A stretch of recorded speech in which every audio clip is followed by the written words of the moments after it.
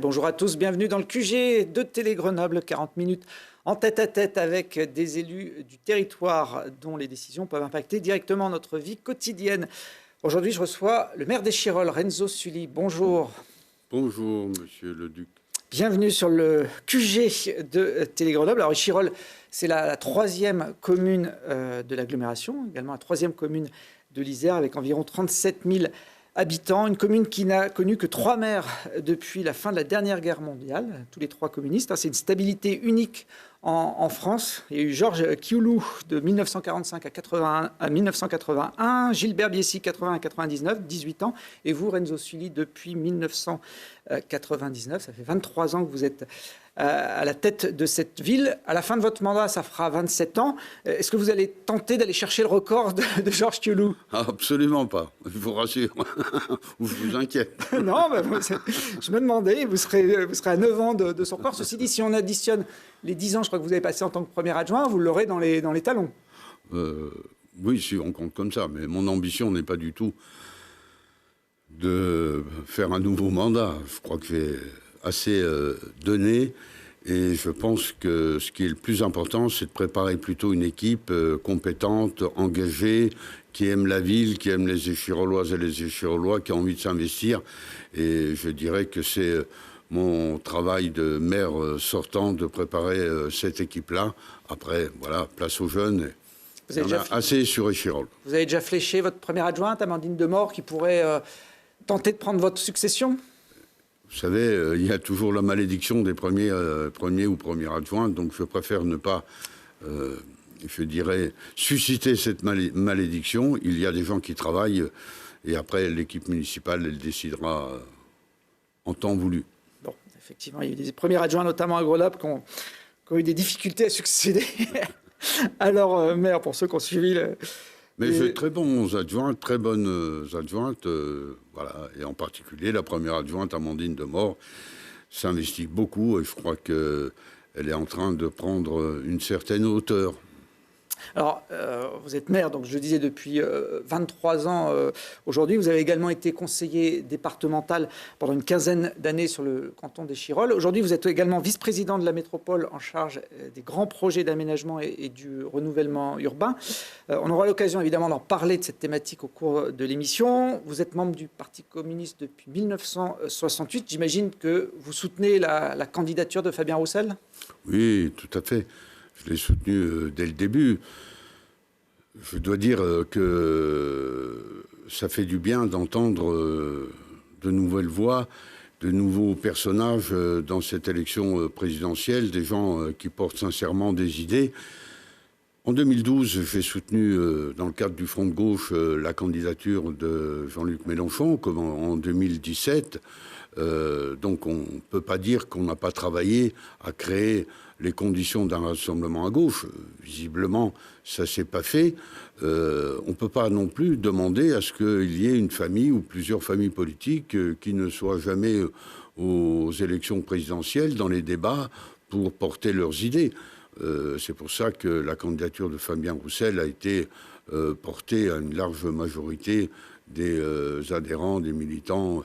Voilà, et personnellement, je souhaitais effectivement qu'il soit candidat pour qu'on puisse porter un certain nombre d'idées qui disparaissaient du paysage politique, quelles que soient, je dirais, les qualités du candidat commun que nous avons soutenu en 2012 ou en 2017. Il en a dévoilé certaines de ses idées lors de son premier vrai grand meeting de campagne. C'était à Marseille il y a quelques jours. Il y avait le SMIC à 1 500 € net. Il y avait la semaine à 32 heures. Il y avait la retraite à 60 ans. Il y avait également 850 € pour tous les étudiants, l'embauche de 500 000 fonctionnaires. Il n'a pas proposé de doubler le salaire des professeurs, parce que ça, je crois que c'est une autre candidate qui l'avait fait. Est-ce que c'est quand même plus facile à faire ce genre de proposition où on rase gratis pour être un petit peu caricatural, mais quand on est sûr quasiment de ne pas avoir à les mettre en place? Oui, mais ce que vous dites, je veux dire, rejoint toujours une certaine vision des choses qui est de ne regarder que ce qui est proposé en termes de politique nouvelle à mettre en œuvre et jamais comment on les finance. Fabien Roussel, il a dit comment on les finance. Moi, je vous le dis comment on les finance. il y a un certain nombre de financements importants. Quand vous regardez, par exemple, Total qui fait une année record à 18 milliards de bénéfices, il y a de quoi financer. Quand vous regardez, je dirais, l'ensemble du patrimoine de 380 000 familles françaises qui doivent posséder pratiquement la moitié ou plus du patrimoine français, vous vous dites, on peut créer des tranches dans l'impôt sur le revenu pour effectivement récupérer des financements pour mettre en place ces politiques-là. C'est toujours lorsqu'on parle de mettre en place des politiques sociales pour nos habitants, pour nos retraités, pour nos jeunes qui n'ont rien jusqu'à 25 ans, qu'on dit « Ah, mais comment vous les financez? On rase gratis ». Non, on rase pas gratis, on rase ceux qui peuvent être rasés. Voilà, ceux-là, on peut effectivement aller raser quelques poils pour qu'ils contribue plus à la solidarité nationale, à la mise en place de politiques sociales en direction des jeunes, en particulier dans l'accès à l'emploi, dans les formations, en direction, je dirais, des retraités. Quand vous voyez le niveau de retraite de certains, vous vous dites comment ils peuvent vivre. Oui, on essaye de soutenir, mais ce n'est pas à ce niveau, au niveau local, que vous réglez ce type de situation. Donc, oui, il y a à mettre en place des politiques sociales nouvelles dans ce pays. Ça fait longtemps que lorsqu'on parle de réforme en France, ça veut toujours dire moins. Lorsque vous entendez un de nos présidents dernier parler de réforme, ça s'est toujours traduit par ou la retraite qu'on veut prolonger, ou la diminution des allocations familiales, son universalité, ou, je dirais, la diminution des allocations chômage. Ça se traduit jamais par une réforme qui dit « Tiens, on va améliorer le sort de cette catégorie de la population ». Ce que dit Fabien Roussel, que je partage, c'est qu'effectivement, il y a à améliorer la situation de beaucoup de Français, y compris et prioritairement ceux qui aujourd'hui ont du mal, y compris à se nourrir. On l'a vu dans la crise du Covid. Heureusement qu'il y a eu des associations, heureusement qu'il y a eu des municipalités, heureusement qu'il y a eu, je dirais, des organisations qui ont mis en place des distributions gratuites. Sinon, on était, je dirais, pour un certain nombre de familles, vraiment à la rue. Donc voilà, allons vers ça et trouvons l'argent là où il y est, l'argent. Alors, toutes ces populations défavorisées que vous venez d'évoquer ne sont pas forcément toutes réceptives aux propositions de Fabien Roussel, puisqu'il est donné à entre 3 et 4% dans les sondages. Alors, c'est 2 fois plus que la dernière candidate. Le dernier sondage aujourd'hui le donne à 5. À 5. Bon, voilà. Alors, c'est même largement 2 fois plus que Marie-Georges Buffet, qui avait été la dernière candidate communiste au présidentiel. C'était en 2002. Reste que c'est pas beaucoup. Est-ce que ça a du sens d'avoir un candidat entre 4-5% sur une élection présidentielle où le scrutin, effectivement, est majoritaire? Oui, mais c'est la difficulté du système de la Ve République. Mais si on suit votre raisonnement, la moitié des candidats ne devraient pas être là. Parce qu'aujourd'hui, que ce soit, je dirais, Jadot, que ce soit Anne Hidalgo, que ce soit Taubira, voilà, que ce soit Fabien Roussel, un peu plus, je dirais, pour Jean-Luc Mélenchon, mais ils sont dans un mouchoir de poche autour de 5%. Ça veut dire qu'avant l'élection, vous décidez déjà celui qui ne doit pas être candidat parce qu'il ne va pas faire beaucoup. Alors que la campagne électorale ne fait que commencer. Donc nous, on a confiance, moi j'ai confiance dans le fait qu'on va apporter un certain nombre d'idées qui, je dirais, au-delà de la campagne des présidentielles, pèseront dans le débat. Et c'est ça qui me semble, je dirais, important. C'est y compris de ramener à la confiance de la politique toute une catégorie de la population qui a choisi l'abstention. Parce que massivement, le premier parti, c'est celui de l'abstention ces dernières années. Quand vous regardez avec quel niveau de participation sont élus les députés dans notre circonscription, c'est à 30%, et Chirol, ça a voté. Est-ce que la démocratie n'est pas malade lorsque notre représentation nationale, démocratique, la plus importante, celle qui a en charge les affaires du pays, elle est à peine élue avec quelques dizaines de pourcents. Voilà. Et si on regarde les cantonales dernières, c'est encore pire. Même les municipales, qui traditionnellement sont un peu meilleures, aujourd'hui sont affectées par cette crise de confiance qu'il y a entre les catégories les plus populaires et leurs représentants. Donc c'est à cela qu'il faut s'atteler, c'est ramener de la confiance, ramener les catégories qui ont fait le choix de penser qu'il n'y a rien qui peut faire bouger cet état de choses, de les ramener effectivement à la citoyenneté, au vote populaire. Voilà, c'est un peu à ça qu'essaye de s'attaquer Fabien Roussel, et je trouve qu'il le fait plutôt bien dans ses propos et dans ses meetings. Alors, il y aura peut-être un lot de consolation, c'est d'être devant les socialistes dans cette élection présidentielle. C'est pas arrivé pour le PC dans l'histoire. Moi, je ne m'en satisfais pas. Mon lot de consolation, ce sera effectivement si Fabien Roussel continue de progresser comme il progresse en ce moment. Ça veut dire que ça pèsera dans le débat politique de demain, dans le rapport de force avec le gouvernement, avec le président de la République. Oui, redonner confiance aux forces populaires, c'est important, y compris pour les débats de demain. Ce n'est pas simplement l'élection présidentielle qui finit la vie dans notre pays. Alors on joue le coup d'après. Le coup d'après, ce sera l'élection législative qui arrivera quelques semaines après la présidentielle. Les communistes ont déjà fléché leur candidat sur votre circonscription. Et Chirol, c'est Pierre Labrier, qui est un de vos adjoints, qui porte les couleurs du PC sur cette prochaine élection. Ça veut dire qu'il n'y aura pas de candidature d'Union de la gauche au premier tour sur la circonscription iséroise ?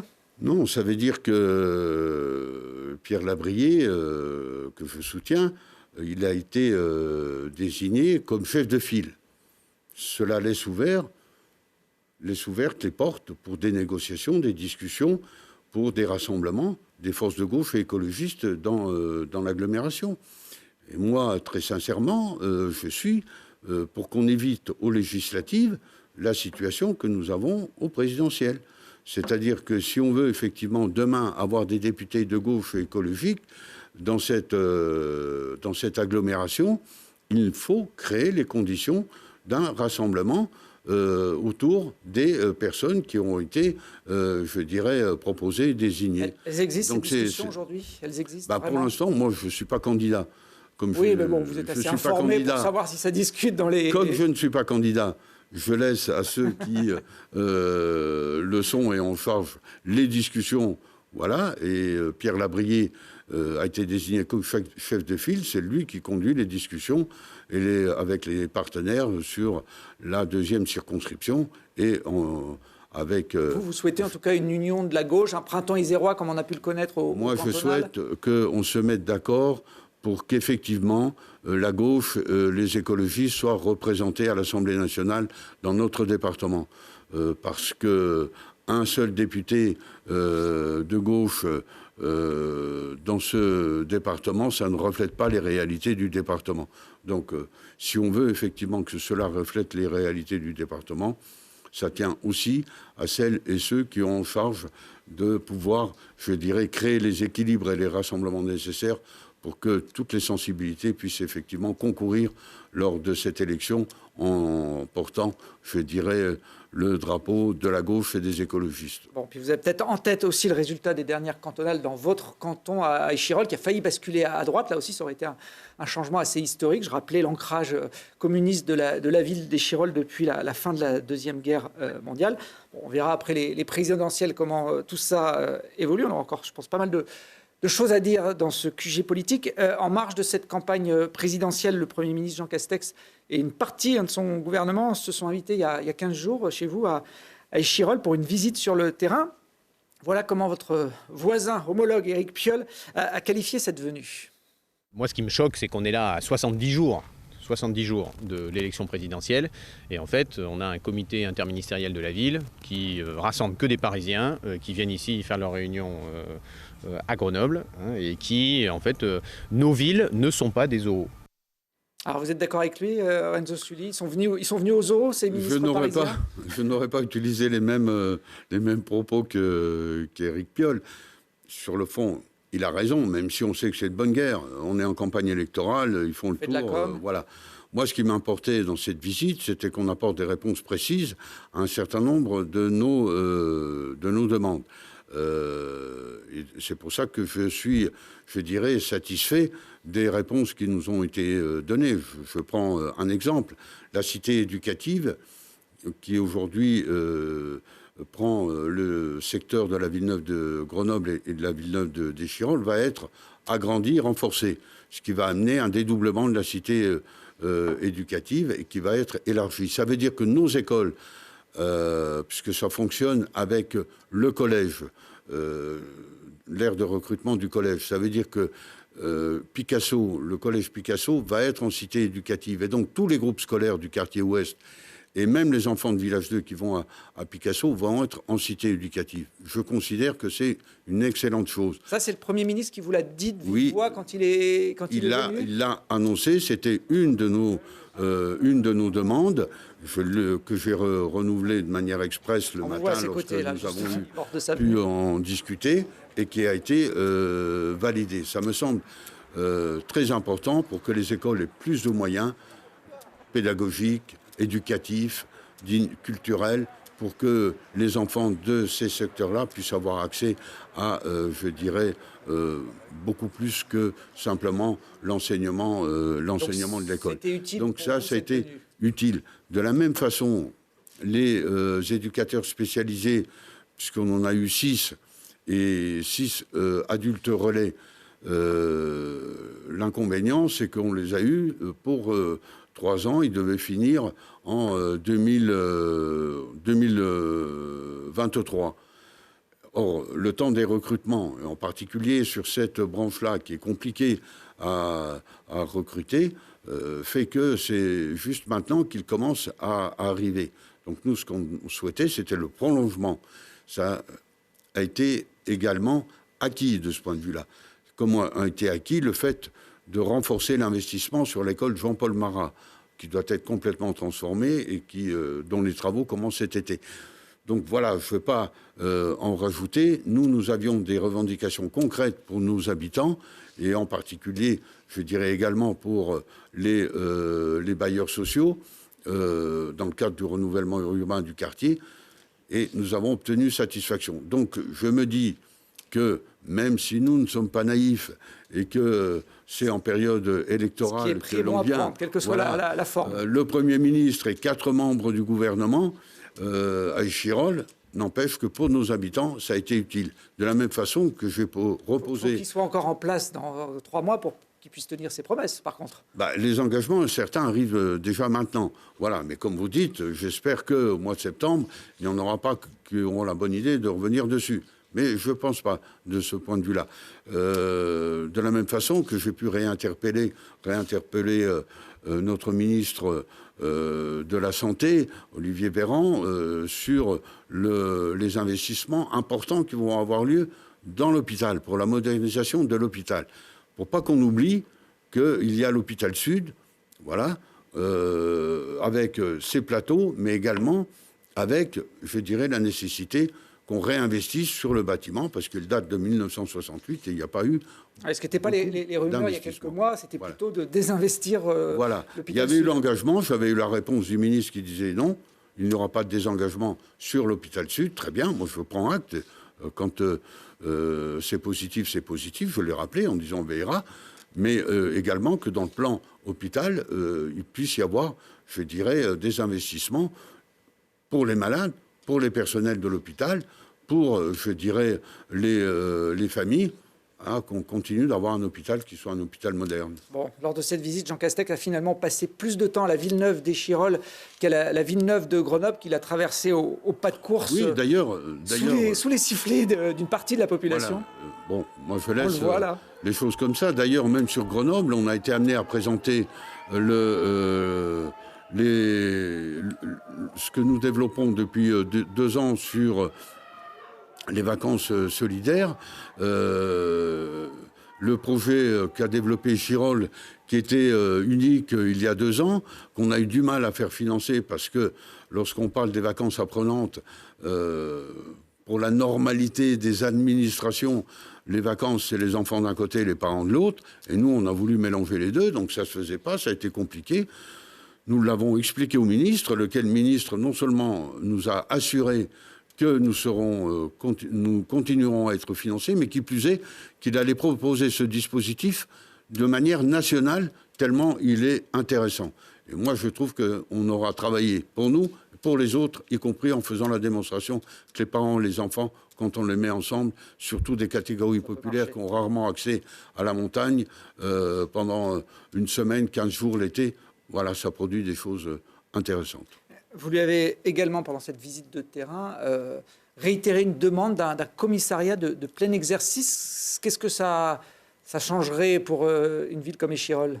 Ouais, j'ai dit au Premier ministre, j'écris depuis que je suis maire, je crois que j'écris à tous les ministres, ou de l'Intérieur, ou Premier ministre, voilà, on a conservé tout à fait toutes les lettres.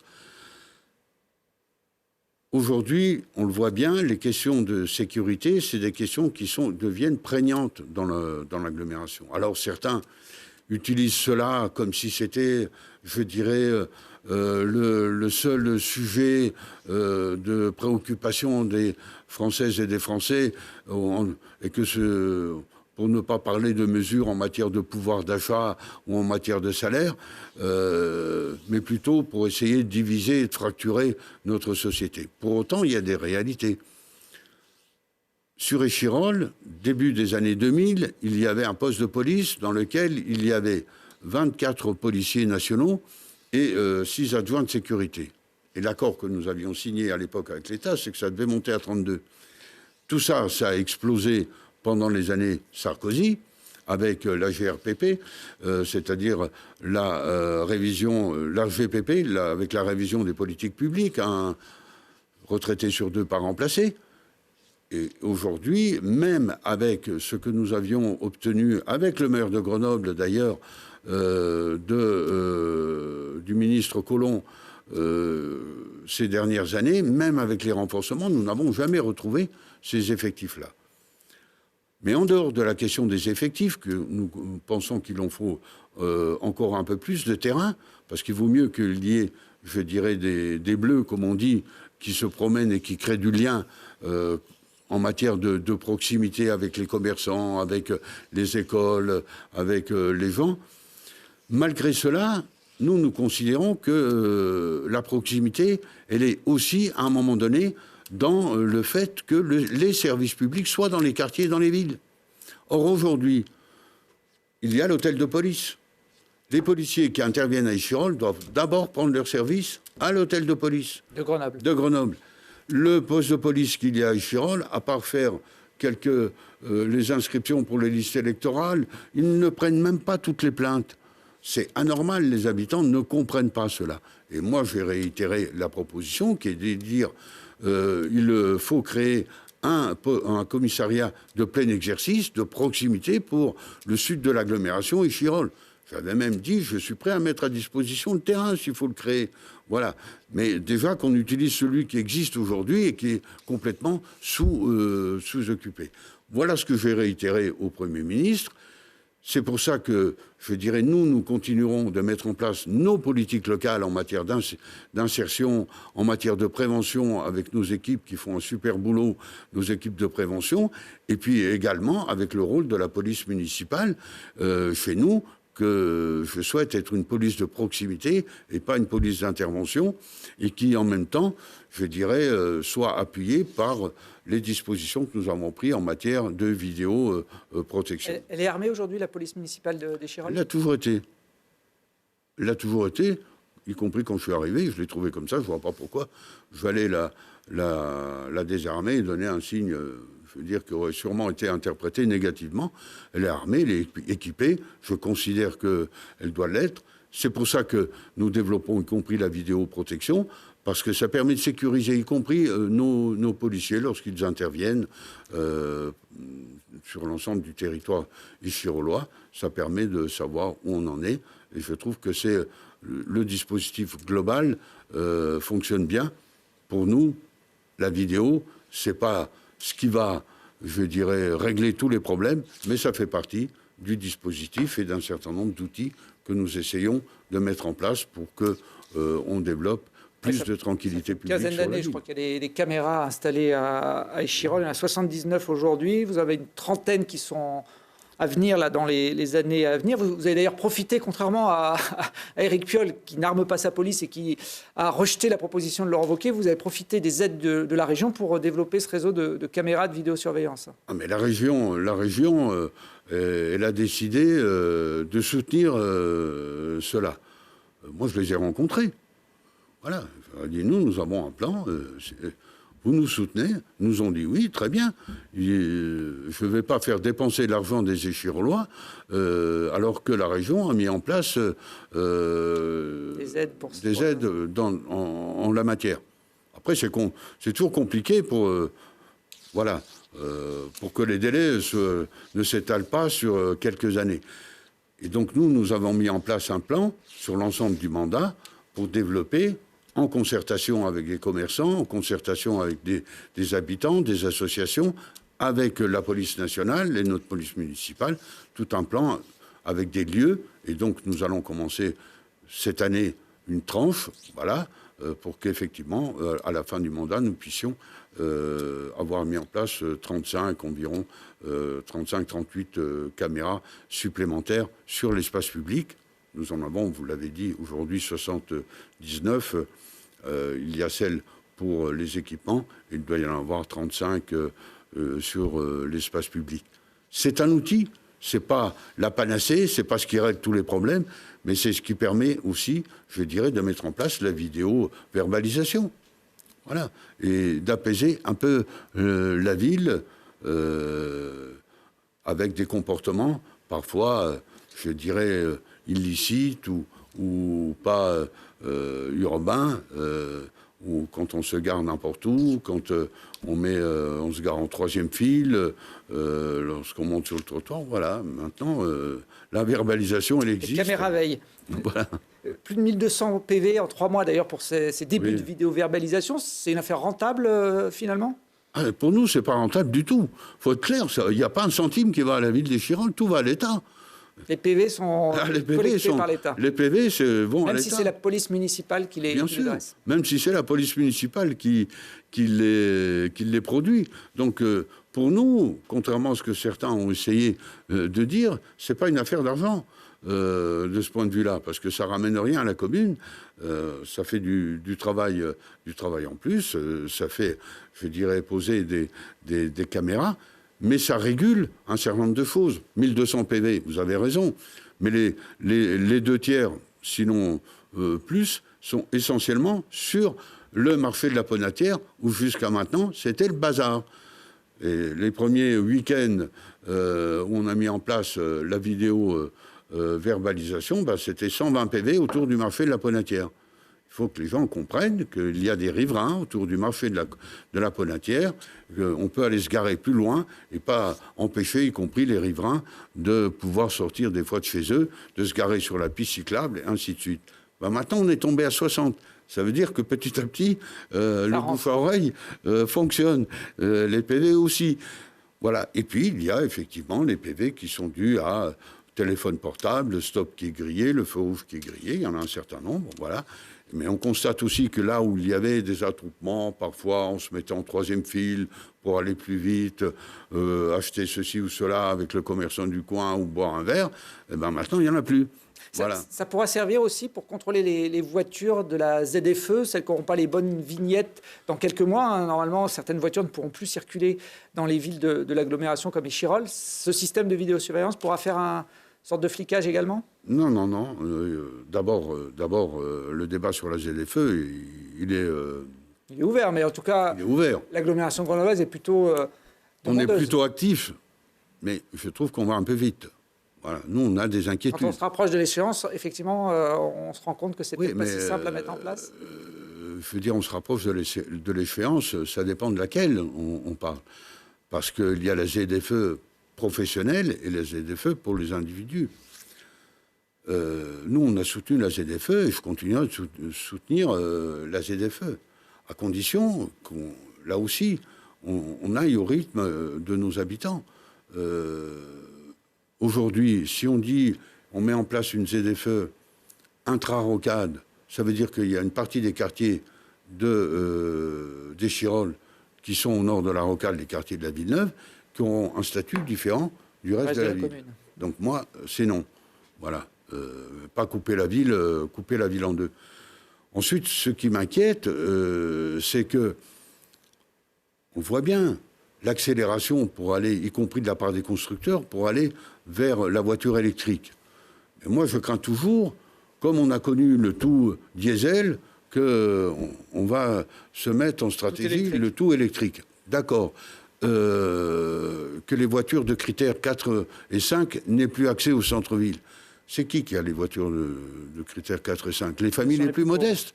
Ça veut dire que ça va être la double peine pour elles. Non seulement elles sont modestes, elles ont des voitures qui ne sont pas là, mais ça, qui vous le saviez au moment de mettre en place la ZFE, que ce serait forcément ces familles-là qui seraient impactées. Mais oui, mais je veux dire, à un moment donné, il y a des décisions, il y a des délais à prendre. L'État pousse beaucoup sans, je dirais, mettre les moyens pour aider un certain nombre de familles à la transition. Vous savez, quand vous achetez une voiture électrique aujourd'hui à 30 000 €, on a beau vous donner 5 000 € au niveau métropolitain, les 25 000, il faut les sortir. Et vous croyez qu'on... Surtout que la voiture thermique ne vaut plus rien, puisque elles ont pu amener sauf que la voiture électrique, il n'y a pas de marché d'occasion. Donc, vous ne pouvez pas acheter aujourd'hui une voiture électrique d'occasion en disant, bon, voilà, je change de voiture. Ce que vous me dites, c'est tout ça qui doit être mis. C'est bien, mais pas pour l'instant. Il va falloir quelques années. Il va falloir que l'État d'abord dise comment ils veulent favoriser la transition, c'est-à-dire à un moment donné l'abandon d'une voiture thermique en voiture électrique, parce que ça ne peut pas reposer que sur les aides de l'agglomération métropolitaine. Voilà. Fabien Roussel, on en parlait tout à l'heure, propose de 10 000 €, même sur les voitures d'occasion qui se créeront demain. Mais oui, parce que si on ne fait pas ça, on se raconte des histoires. Et puis, la voiture électrique, d'accord, il n'y a pas une borne à Échirolles. Vous la rechargez où ? Quand vous avez une maison, pas de difficulté, vous rentrez chez vous le soir, vous la branchez. Et quand vous êtes en immeuble, en copropriété ou en locatif, vous la chargez où ? La mairie ne peut pas être active sur Mais on peut être actif sur tout ce qu'on veut. Mais il faut les installer, les bornes. D'abord, c'est de la compétence métropolitaine. Et même si la ville veut être active, dire on est prêt à donner un coup de main, mais vous faites comment pour installer 300-400 bornes comme ça en l'espace d'un an Voilà. Donc, ce que nous souhaitons, c'est qu'on mette, non pas qu'on dégage le sujet, parce que le sujet, il est important, et on est pour, mais qu'on mette en adéquation un peu le rythme auquel on va par rapport au rythme que peuvent supporter les populations qui, demain, ne pourront plus accéder avec leur voiture au centre-ville. Ça veut dire développement des transports en commun.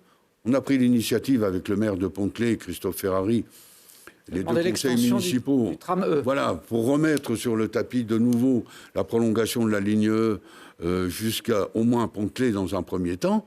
Voilà, si on met en place ça, ça veut dire qu'effectivement, on rapproche, je dirais, et on développe un moyen qui est le tram efficace sur tout le quartier ouest d'Échirolles et de Pont-Clé. Oui, si on ne le fait pas, bon, voilà.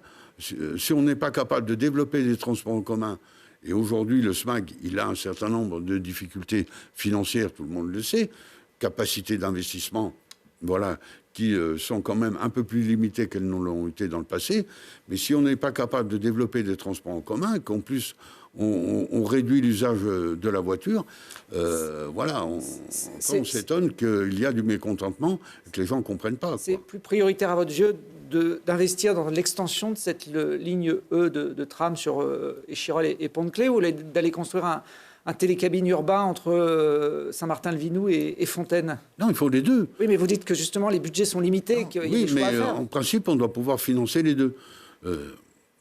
Et s'il n'y en avait qu'un des deux à financer y compris parce que, je dirais, de Fontaine à Saint-Martin-le-Vinoux, là-bas, tout le monde voit bien qu'il y a quand même une difficulté de passer d'un bord à l'autre.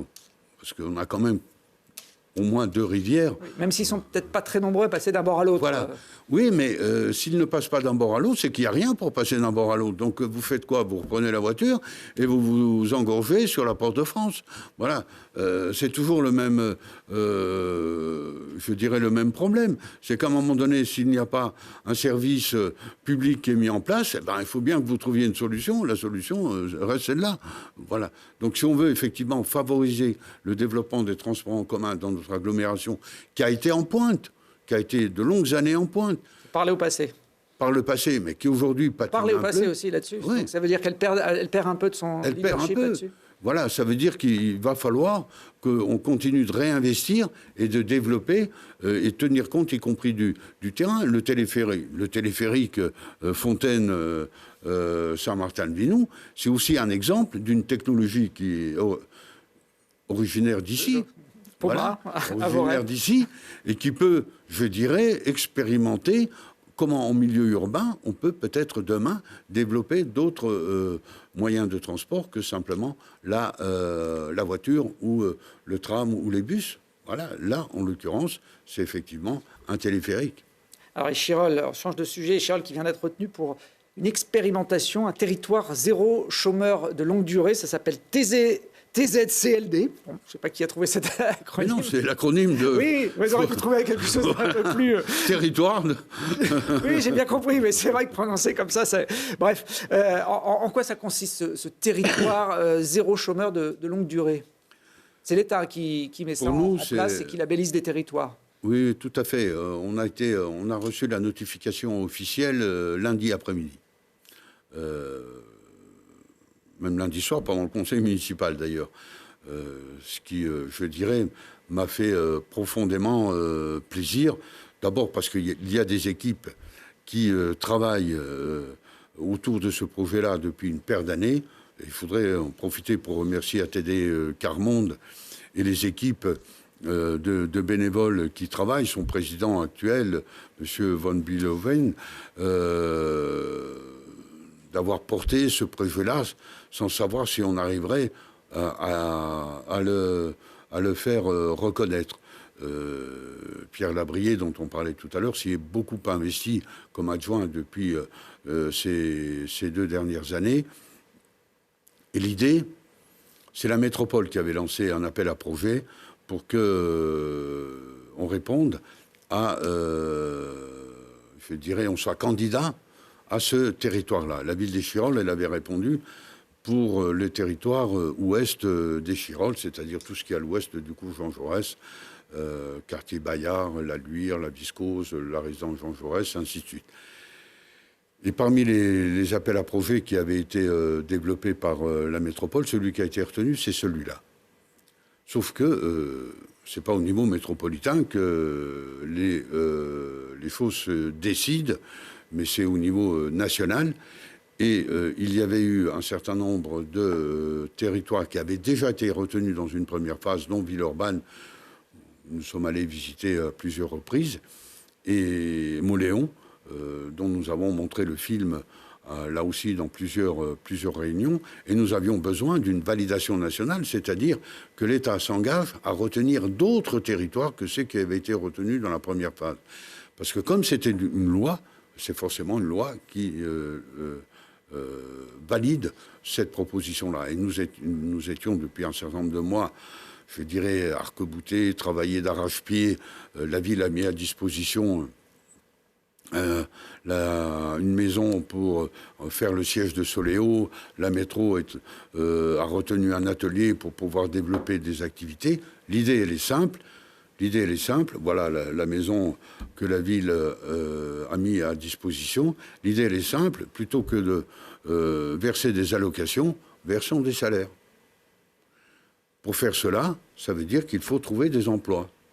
C'est l'objectif de Soléo, c'est-à-dire une entreprise à but d'emploi, et c'est pour ça qu'il faut plein de partenaires, parce que les emplois qui peuvent être créés ne doivent pas être des emplois qui viennent en concurrence avec les emplois privés ou même les emplois publics qui peuvent exister, mais de nouveaux emplois qui ne pourraient jamais se développer si il n'y avait pas une entreprise à but d'emploi comme Soléo. Donc c'est celui-là. L'idée, les critères sont simples. c'est habiter le territoire depuis au moins 6 mois et être au chômage depuis 1 an. Voilà, à partir de là... On a la garantie d'avoir un emploi derrière tout ça. le monde est employable. Notre objectif, c'est 300. Voilà. Avec un peu de temps, je ne dis pas 300 en quelques mois, mais ce n'est pas de payer des petits contrats d'un mois, c'est de pouvoir signer des emplois, je dirais, pérennes. Voilà.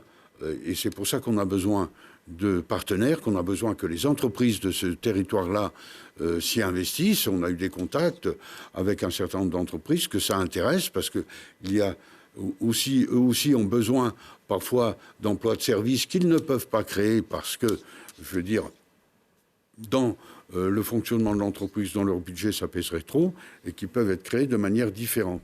Donc c'est celui-là l'objectif, c'est de pouvoir atteindre dans quelques années les 300 emplois sur ce secteur-là, qui compte, de ce qu'on a pu identifier, 600 chômeurs qui pourraient potentiellement... Vous ne serez pas à zéro, voilà. alors vous serez à Voilà. 50%. Donc voilà, nous on vise les 300, on vise. Donc on a été retenu, maintenant c'est en place, ça veut dire que l'entreprise Soléo, à but d'emploi, va pouvoir se développer pleinement, et nous espérons qu'avant les vacances, on puisse commencer à avoir les premiers emplois créés par cela.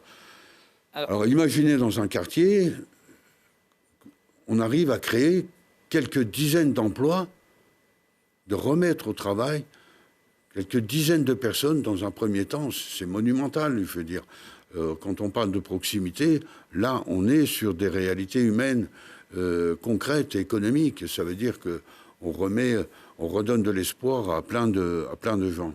Alors, je vous coupe là-dessus, parce qu'on a encore quelques sujets à aborder, notamment la rénovation urbaine. Ça bouge pas mal en ce moment sur la commune d'Échirolles. Je pense que tous ceux qui passent du côté de la Roquette Sud ou de Grand Place s'en rendent compte. Il y a des travaux. Là, on voit d'ailleurs les travaux autour du centre commercial Grand Place.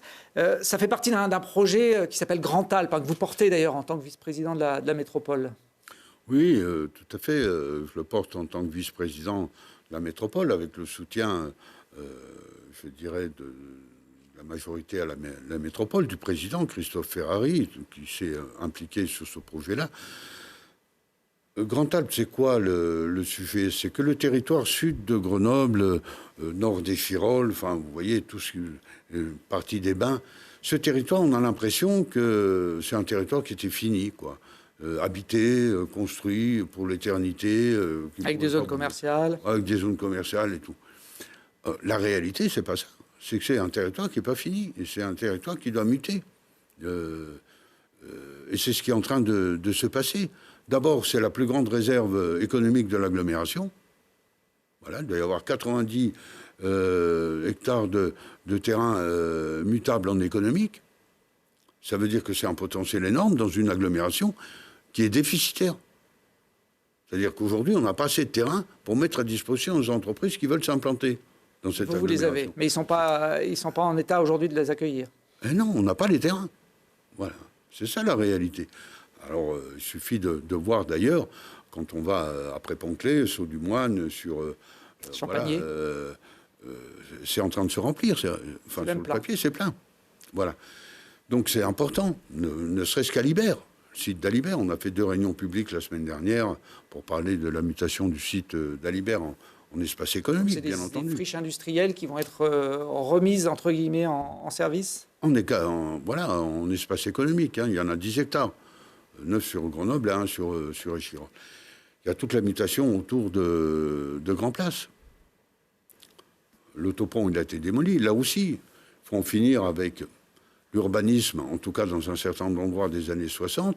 Voilà, tout voiture, des autoponts de partout, qui servent à rien, sauf à bétonner et à ne pas permettre que les espaces publics puissent se développer.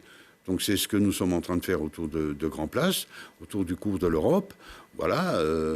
Et dans le cadre, je dirais, du projet de renouvellement urbain Essart-sur-Yeu, c'est pareil, c'est ce que nous allons faire, puisque cette année, sans doute, on finira les études, mais l'année prochaine, peut-être la fin de l'année, mais en tout cas sur l'année prochaine, l'autopont États généraux va aussi être tombé. Voilà. Et permettre de reconquérir tous ces espaces en espaces publics avec des circulations plus apaisées, de la place pour le vélo, de la place pour les transports en commun, de la place pour les piétons. C'est ce que nous sommes en train de développer sur ce grand territoire pour en faire un territoire démonstrateur, voilà, de ce que on peut faire en transformation et en innovation urbaine. On va voir là quelques images avec de l'emploi, avec des entreprises, parce que c'est ça qu'il faut également sur ces territoires-là, et pas simplement il faut du commerce de proximité, mais ces territoires-là méritent aussi que s'y installent des grandes entreprises, des entreprises de pointe et tout. C'est le cas, par exemple, sur tout le site Atos sur Échirolles, voilà, avec 1200 emplois, et le projet Connexion que nous développons à côté, qui vise pratiquement autant d'emplois. Donc encore quelques années de travaux, on va dire, de gros travaux pour la ville d'Échirolles. Et pour l'agglomération, parce que ce sont des projets qui intéressent directement les habitants, bien entendu, les salariés ou les demandeurs d'emploi, qui intéressent la ville d'Échirolles, mais qui sont des projets d'agglomération qui intéressent profondément toute l'agglomération. On a vu des images des travaux de l'échangeur du Rondeau avec prochainement une couverture de presque 300 mètres de cette rocade sud qui passera dessous la commune d'Échirolles, qui permettra... ça va changer la ville. Également, voilà, de redéployer un peu la commune. Comme vous le disiez, elle est séparée en deux par cette rocade qui n'est pas facile à traverser. Puisqu'on parle d'aménagement urbain à l'échelle de l'agglomération, Philippe Cardin, le maire de Mélan, qui était notre invité la semaine dernière, avait une question à vous poser. On l'écoute. Eh bien, bonjour Renzo. Je sais que tu es maire d'Échirolles, mais c'est plutôt une question que je vais adresser au vice-président de l'aménagement de la métropole. Comme je le disais plus tôt dans cette émission, la métropole en décembre a délibéré pour lancer un nouveau projet métropolitain qu'on appelle Polarité Nord-Est, que moi j'appelle aussi le projet des boucles de l'Isère. Je voudrais que tu puisses expliquer quels moyens se donne la métropole, quelles sont les ambitions, la dynamique qu'on met en route pour accompagner ce projet avec les communes et bien sûr avec la métropole. Merci. On a vu qu'il y avait de gros moyens sur le projet sud, Grand-Alpes, chez vous, sur votre territoire. Il faut ramener ce que dit Philippe Cardin à la stratégie métropolitaine. La stratégie métropolitaine, c'est... de développer une conception de multipolarité. Grand-Alpes, on le voit, va jouer ce rôle-là, avec en partie Grenoble, il y a le centre-ville d'Échirolles qui n'est pas très loin. Il y a ce qu'on appelle encore la polarité Porte du Vercors, Fontaine-Sassenage, voilà, on a parlé tout à l'heure du câble, c'en est une autre.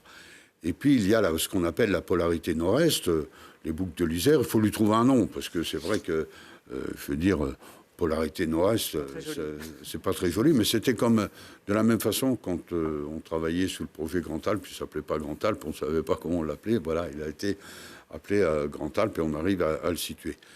Donc c'est ça la stratégie métropolitaine, avec y compris un soutien fort à la redynamisation du centre-ville de Visil, qui est un des deux cœurs métropolitains, avec le cœur de Grenoble, soutenu par la métropole pour redonner, de la dynamique économique, sociale, humaine, d'activité à Visil.